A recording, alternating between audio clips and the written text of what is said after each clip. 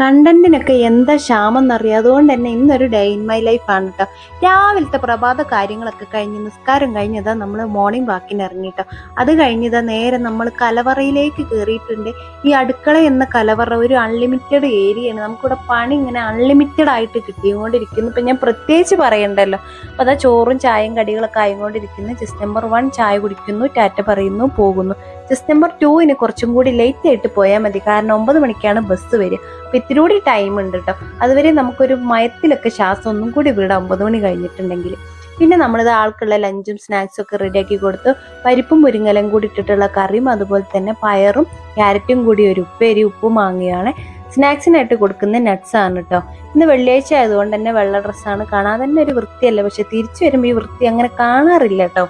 അപ്പോൾ ആൾ Tata bye bye പറഞ്ഞ് പോവുകയാണ്. ഇതാ വണ്ടി വന്നിട്ടുണ്ട്. ഇന്നിപ്പോൾ 1-2 സ്ഥലത്ത് പോകാനുള്ളത് കൊണ്ട് അടുക്കളയിൽ യുദ്ധം കഴിഞ്ഞ് കിടക്കുകയാണല്ലോ. പിന്നെ അതൊക്കെ പോയി നേരാക്കി പിന്നെ നമ്മൾ അലക്കും കുളിയൊക്കെ കഴിഞ്ഞിട്ട് നേരെ നമ്മൾ ഡോറും പൂട്ടി ഇറങ്ങുകയാണ് കേട്ടോ.